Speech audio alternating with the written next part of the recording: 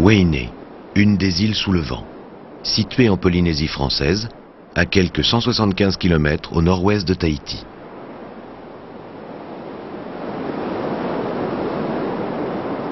Ici, en plein cœur de l'océan Pacifique, il n'y a pas si longtemps, les hommes vivaient encore de pêche, de culture de taro, d'igname, de bananes et de patates douces.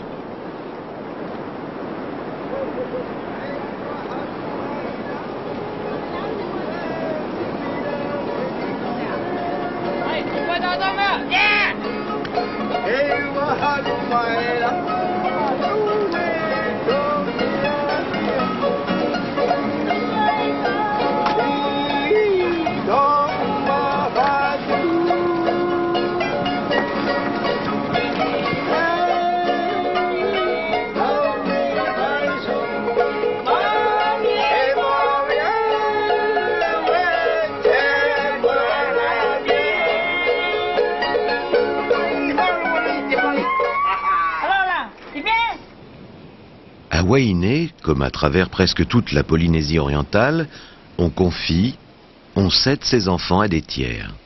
Cette coutume a pour nom Faamu, ce qui signifie littéralement faire manger. Michel a 54 ans. Ses parents l'ont confiée à d'autres personnes lorsqu'elle était petite. Elle a été une enfant Faamu. Michel a mis au monde 3 enfants, mais elle en a élevé 10.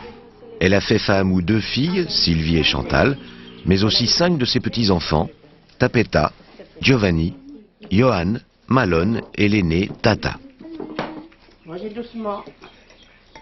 Michel aime s'occuper d'enfants et se rend très disponible pour eux. Ceux de Sylvie et Chantal sont d'ailleurs également presque toujours chez elle.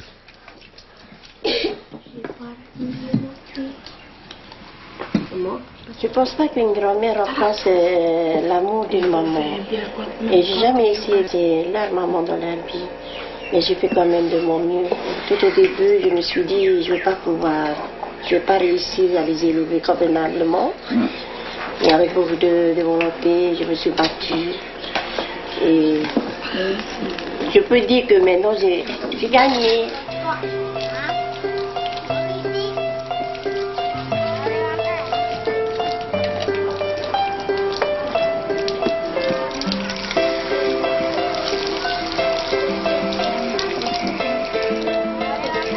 Il n'y a pas si longtemps encore, la famille traditionnelle polynésienne réunissait grands-parents, parents, oncles et tantes. Tous vivaient sous le même toit ou dans des maisons voisines. Les enfants des uns et des autres étaient élevés ensemble et circulaient librement d'une maison à une autre. Cela pourrait expliquer la facilité avec laquelle les Polynésiens cèdent leurs enfants aux membres de leur propre famille.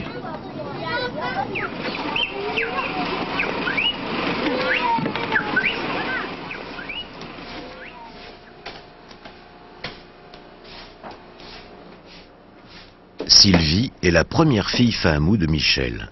Elle a 26 ans. À sa naissance, sa mère était trop jeune pour s'en occuper, et elle a préféré la céder à sa cousine Michel. Au bout de quelques années, elle lui a laissé Sylvie définitivement. Ça s'est fait simplement, de la main à la main, sans papier officiel. On appelle ça tapo à Wainé. Ça signifie la parole donnée.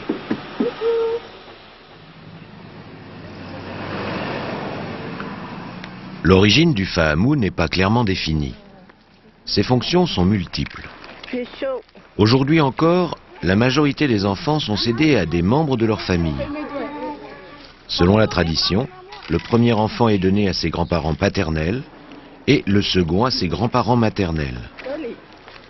En Polynésie, on est souvent père ou mère avant 18 ans et grands-parents avant 40. Confier son enfant à ses parents permet ainsi de profiter de sa jeunesse tout en leur offrant de la compagnie.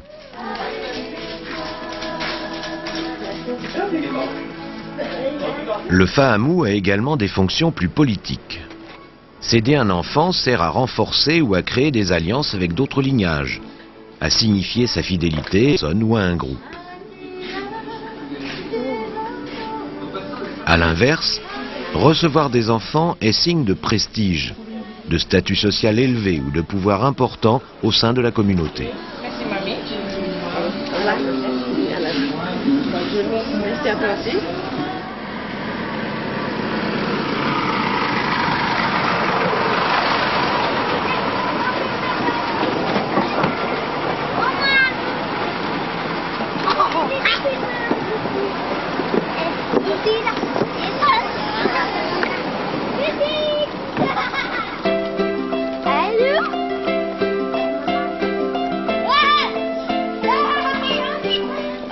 Le désir d'enfant est très fort en Polynésie.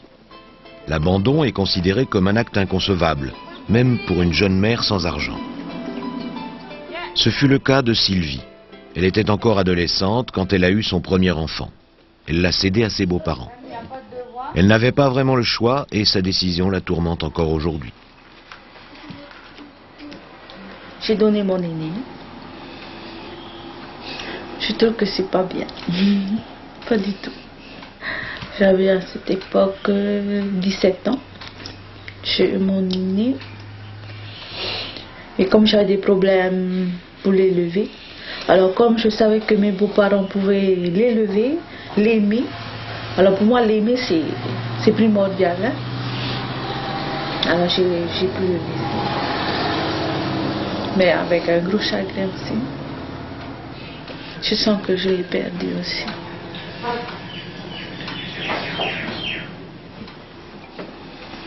Elle met dedans, dans le seau. Rani, dans le seau.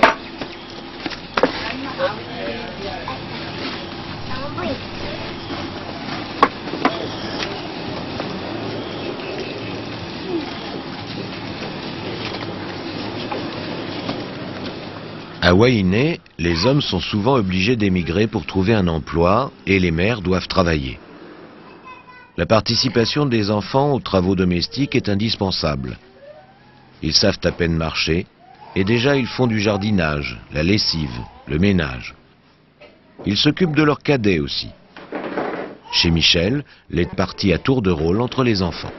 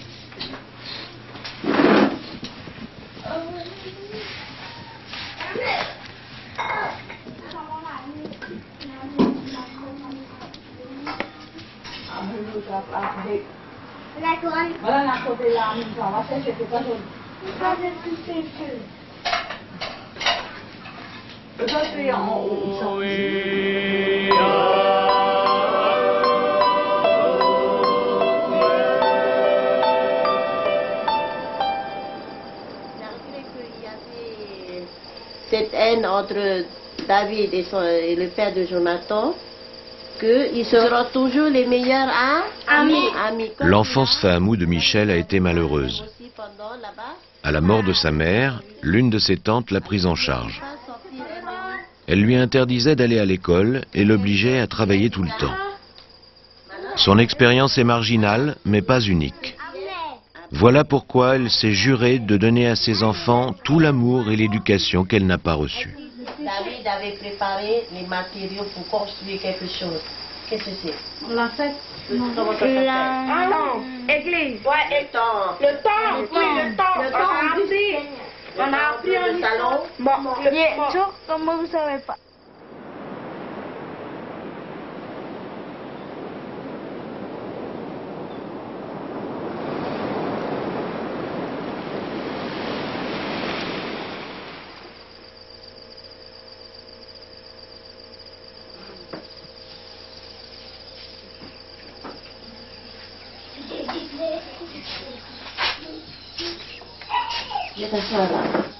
La maison de Michel a 2 chambres, mais toute la famille dort dans la même pièce qui sert à la fois de cuisine et de salle à manger. Michel et ses enfants préfèrent rester ensemble, proches les uns des autres.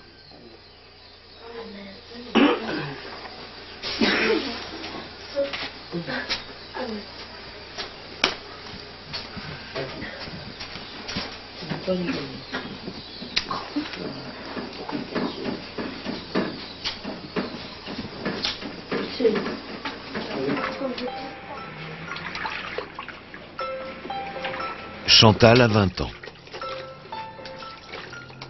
C'est la deuxième fille Fahamou de Michel. 13e et dernière née d'une famille modeste, ses parents l'ont confiée à Michel à la naissance parce qu'elle était malade. Ils l'ont reprise 8 ans plus tard. Michel et Chantal ont mal vécu cette séparation, mais elle n'y pouvait rien. Céder son enfant Fahamou, ce n'est pas le donner, et les parents de Chantal avaient le droit de la reprendre. À sa majorité, Chantal a choisi de revenir vivre chez Michel.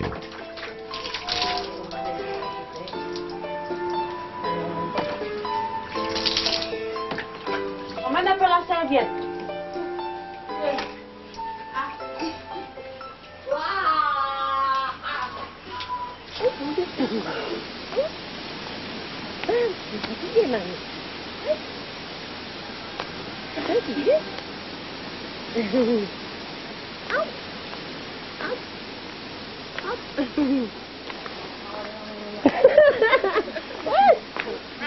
Aja Mari.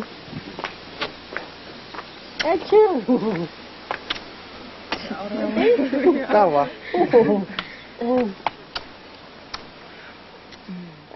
Michel est toujours resté en bonne relation avec la famille de Chantal et elle continue à lui rendre visite de temps en temps. Chantal, quant à elle, est restée très proche de ses frères et sœurs et n'a pas gardé de rancune vis-à-vis de ses parents. À Wainé, comme dans la plupart des îles qui entourent Tahiti, les enfants sont souvent déplacés d'une maison à une autre. C'est une chose normale. Les enfants Fahamou se sentent donc rarement abandonnés, reniés ou différents des autres.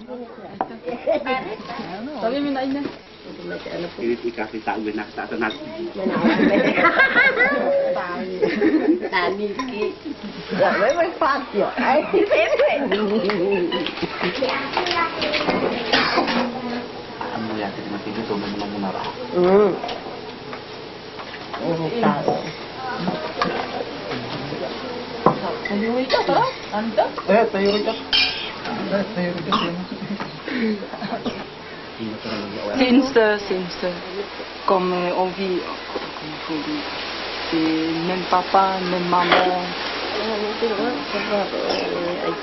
Non, ça change pas du tout, comme c'est le même sang en scène.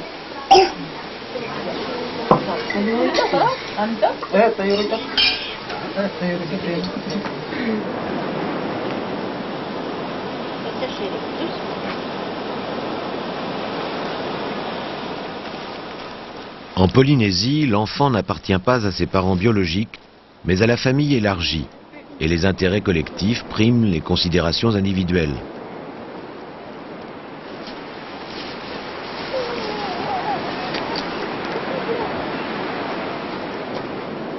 Aujourd'hui, les jeunes sont de plus en plus nombreux à critiquer cette conception de la famille. Ils ont reçu une éducation occidentale, beaucoup plus individualiste, et ils comprennent de moins en moins pourquoi leurs parents continuent à céder leurs enfants plutôt que de les garder auprès d'eux.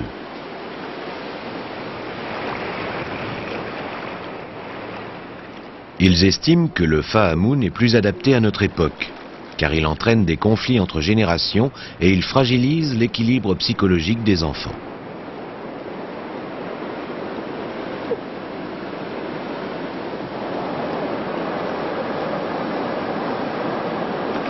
La maman.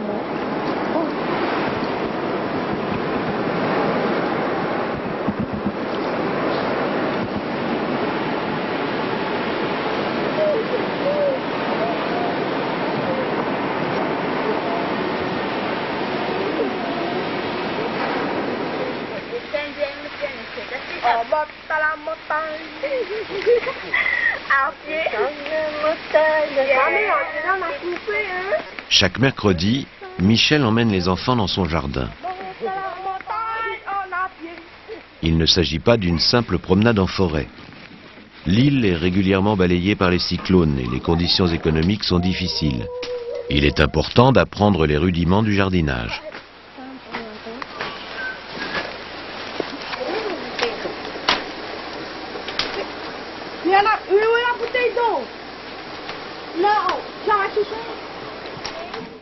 La nature reste généreuse pour qui la connaît. Les fruits et légumes poussent facilement et les cultures exigent peu d'entretien. Cette abondance permet à un grand nombre d'insulaires de manger à leur faim. Michel en sait quelque chose avec sa famille nombreuse.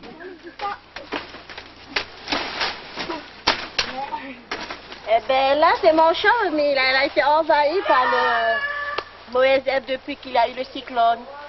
Je sais que physiquement, mes petits-enfants souffrent de la manque de la maman, des parents. Je vois parce que des fois, le papa, quand il vient les voir, c'est vraiment une joie parce que je les voyais rien qu'à les voir. Vraiment, ils sont heureux de voir le papa. Et je sens que ça leur manque beaucoup, la maman. La grande fille, elle ne veut pas entendre parler de sa maman. Elle a commencé à poser beaucoup de questions. Pourquoi elle est avec moi? Pourquoi sa maman n'est pas à côté d'elle? Pourquoi son papa n'est pas avec elle? Tourne plus beaucoup. Comme ça? Non, pas comme ça. Tu fais comme ça, attends. Là, comme ça. Hein? Comme ça. Puis après, tu coupes. Non, non. Ah, comme ça? Ouais. Non, non, tourne le couteau. Tu fais comme ça. Comme ça, tu tiens le coco comme ça. Ah, comme ça? Ok? Non, comme ça. Ouais. Ça n'est pas Allez, assis. Ça fait. Maintenant. Tiens, c'est quoi? Ah. Fais. Deux. Ça peut aller. Fais fort, paye. Fais fort. Attends. Regarde, si j'étais moi. Ben, c'est une. De quoi, là?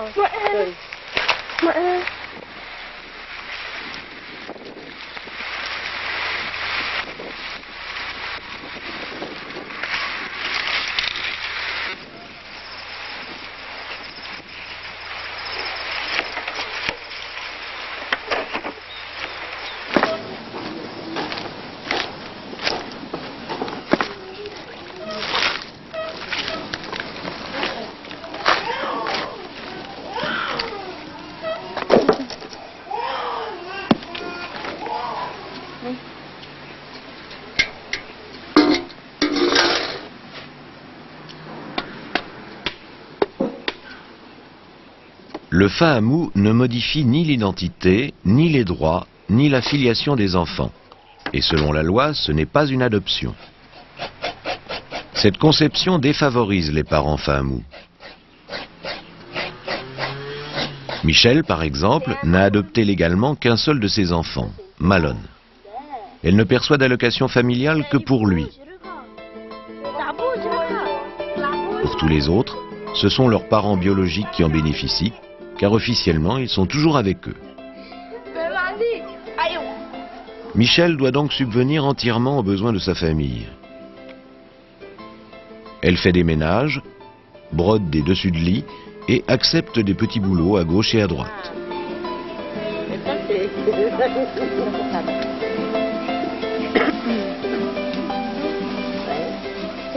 Les fins de mois ne sont pas toujours faciles. Aussi, elle évite d'acheter tout ce qu'elle peut fabriquer elle-même, comme le monoeil par exemple. Ça lui demande beaucoup de temps, mais c'est aussi l'occasion de montrer à ses enfants des recettes utiles pour se débrouiller en toutes circonstances. Et son savoir traditionnel ainsi transmis ne se perd pas.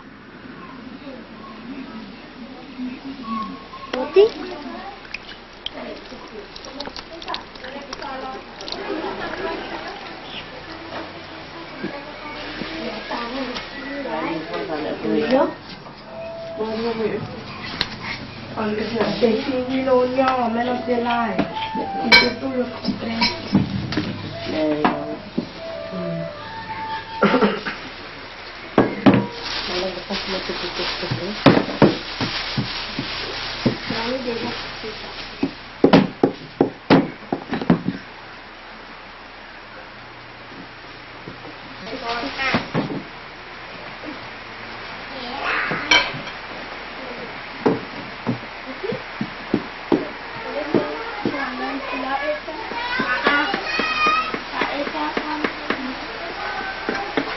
Faites bouillir de l'eau. Non, Thérèse, c'est pas comme ça. Tu me fais bien.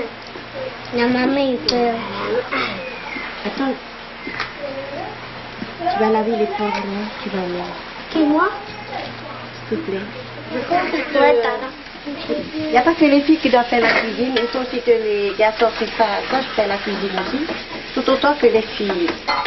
Parce qu'il y a des moments, peut-être je ne suis pas là, et en plus, les soeurs ne sont pas là. Alors, au moins, eux, ils savent faire la cuisine, en mon absence. Et en l'absence de la sœur. Non, c'est pas comme ça. Tu me fais bien. La maman est peur.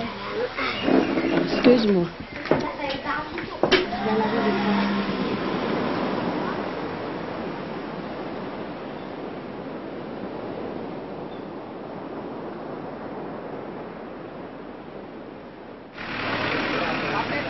Dimanche, c'est jour de marché. Les habitants isolés de l'île viennent vendre leurs légumes, le surplus de leur pêche ou les petits plats préparés chez eux. Il y a quelques mois, un cyclone a de nouveau dévasté l'île.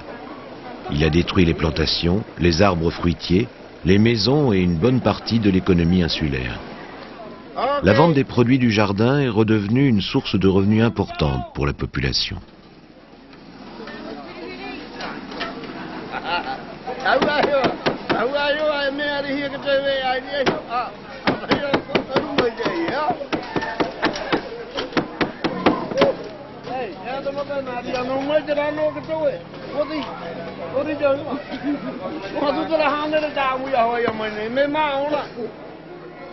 Dimanche, c'est aussi le jour du Seigneur. Un jour unique et célébré car la plupart des habitants de Wainé sont croyants. Les protestants adventistes, les catholiques et les témoins de Jéhovah sont très présents sur l'île.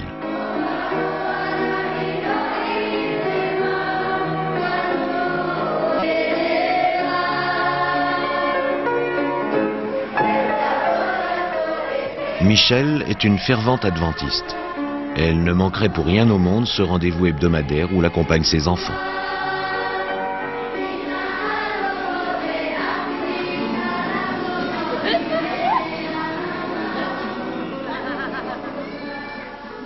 La messe finie, Michel participe activement à la préparation du repas traditionnel polynésien avec les autres fidèles. Ce repas dominical permet de quitter la maison et de se retrouver entre amis. Le sentiment d'appartenance religieuse est très fort en Polynésie. Les liens de solidarité et la cohésion de la communauté sont renforcés grâce à lui.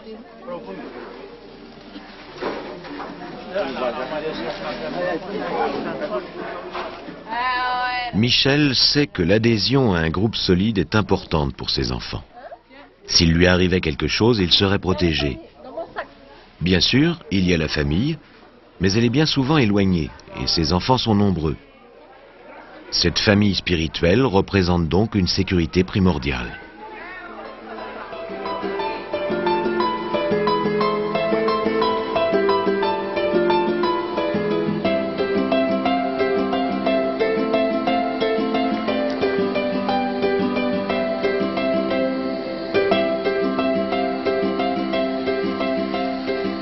On exprime peu ses sentiments dans la famille polynésienne. Paroles et gestes tendres sont presque inexistants. On réserve les baisers et les câlins aux bébés. Dès qu'ils ont l'âge de marcher, les demandes de tendresse des enfants sont jugées déplacées.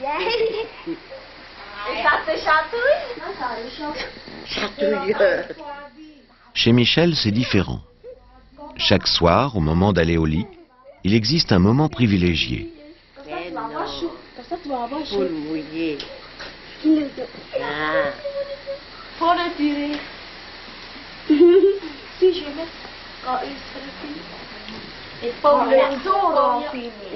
Comme la maison n'a ni porte ni fenêtre, Michel enduit le corps des enfants de monoï pour les protéger des piqûres de moustiques.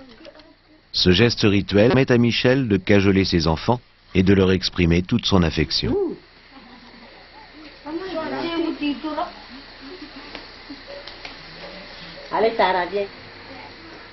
Pour elle, il n'y a pas de différence entre enfants fahamou et enfants biologiques. Elle les aime tout autant.